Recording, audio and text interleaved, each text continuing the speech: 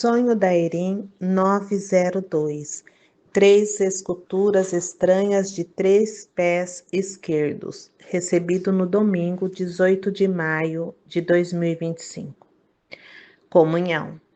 Querido Pai, obrigada por mais um dia. A primavera chegou e os sinais estão por toda parte. Bendito sejas, Pai, em todas as tuas obras, pois ao nosso redor há coisas novas criadas. A flora e a fauna estão passando de adormecidas para totalmente despertas. Árvores, grama e flores floresceram, tudo na última semana. Alguns outros eventos também ocorreram. Na terça-feira de manhã, avistei uma águia americana voando em nosso quintal.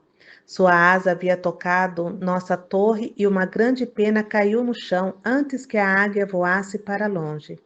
Aconteceu às 9 horas. Fiquei muito animada por finalmente ter uma foto de tal evento. No entanto, a qualidade era ruim. Esta águia estava, sem dúvida, indo atrás de um esquilo ou de um corvo, mas eu não tinha certeza. Então, algumas noites atrás, fui acordada por um barulho lá fora e presumi que fosse um guaxinim. Eram por volta das 3:30 da manhã. Voltei a dormir e acordei por volta das 7 horas. Lá fora, bem ao lado da nossa torre, ficava meu alimentador de pássaros. Tudo estava destruído, mas não por um guaxinim. Fui colocar o poste de volta e fiquei em choque com a força do que quer que tenha feito aquilo. Eu soube então que tinha que ser um urso. Fui olhar para a minha câmera e, de fato, pela primeira vez em todos esses anos, um urso havia destruído os alimentadores da nossa propriedade. Era um pequeno urso preto e, sem dúvida, estava com fome. Mas não terminou. Na câmera, a luz acendeu e ele se escondeu, de pé, sobre as patas traseiras, atrás de uma árvore. Mas não o vi. Isso foi realmente cômico.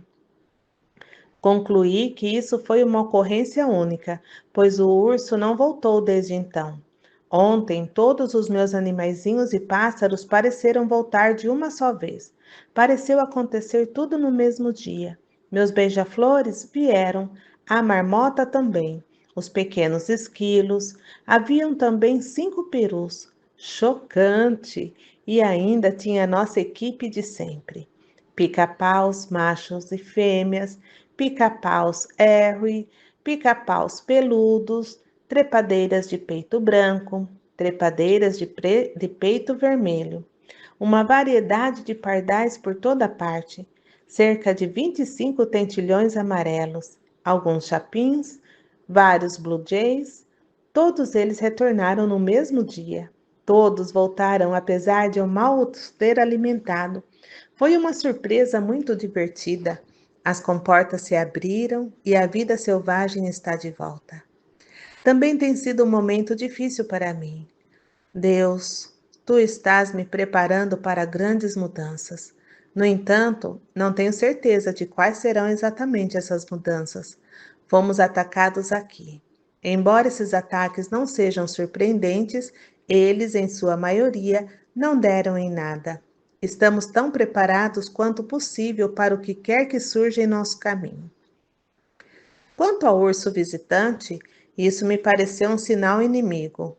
Ele atacou os alimentadores dos pardais, quebrou objetos com força involuntária. Foi chocante e assustador também. No entanto, pouco antes do sinal do urso e apenas algumas horas antes, o Senhor enviou uma águia enorme e me deixou uma pena muito longa.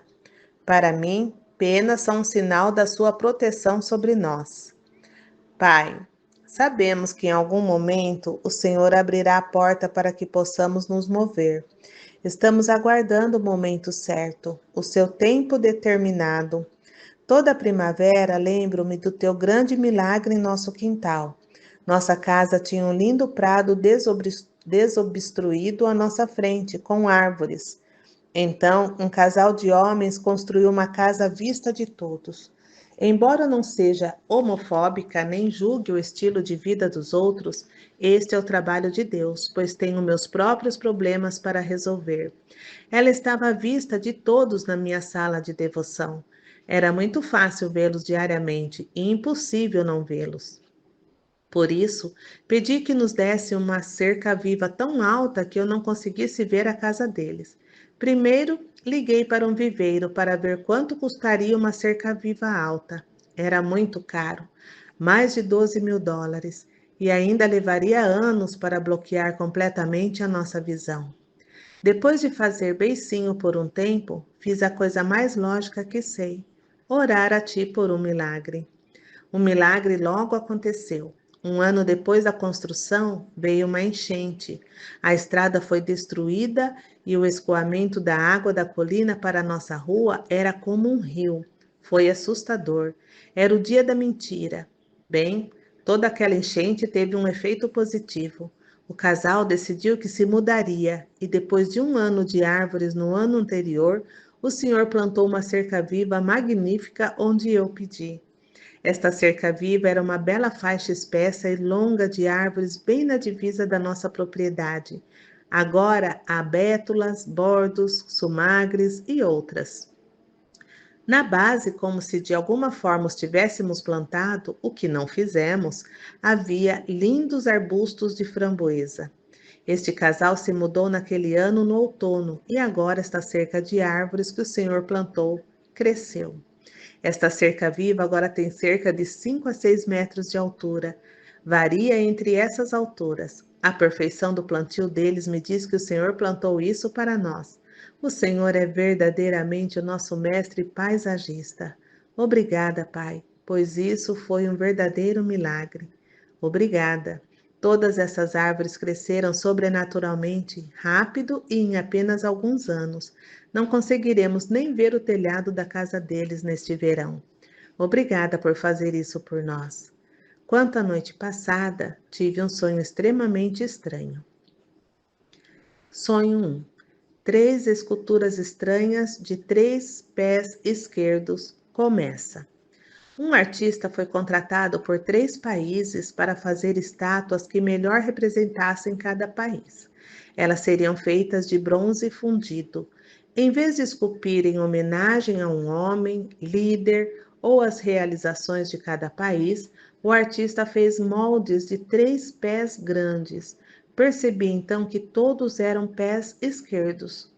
O primeiro pé esquerdo, em vez de fazer o molde com uma base de areia, ele o fez com plásticos e papel machê.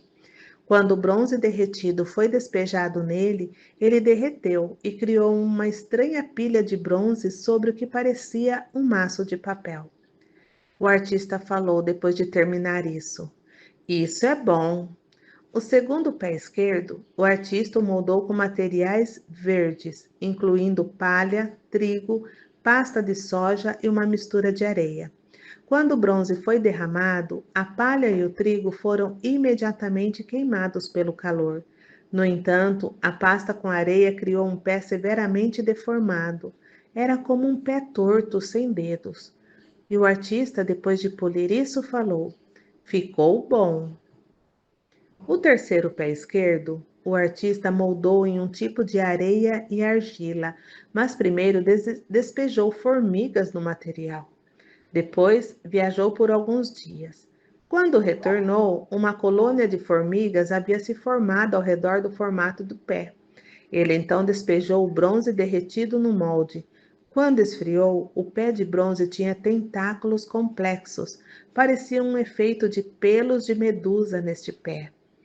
O artista, depois de polir isso, falou: declaro que está bom. O artista então apresentou as peças diante desses países. Cada uma das 3 esculturas foi coberta com tecido de musselina. Esse tecido era simples e bastante rudimentar. O artista então começou a apresentar cada pé esquerdo em ordem. O artista, sobre o primeiro pé esquerdo, falou: isto representa um pé sem força alguma. Ele não consegue se mover nem fazer nada, apenas sentar e não fazer nada. Não tem indústria e não tem valor. Ao observar a escultura, notei que ela tinha a aparência de uma folha nervurada que havia murchado no outono. Os líderes deste país ficaram furiosos e foram embora. E o repórter, dirigindo-se ao artista, falou: Você irritou aqueles que o contrataram. E o artista respondeu: Fui contratado para construir uma representação dos países como eles são hoje. Esta é a minha interpretação e esta é a minha obra de arte. A multidão continuou a murmurar enquanto ele removia o pano de musselina da segunda escultura. E o artista, sobre o segundo pé esquerdo, falou: Este país perdeu o equilíbrio, abandonou Deus, está deformado. Não foi feito à imagem de Deus, embora este país tenha sido dedicado a ele.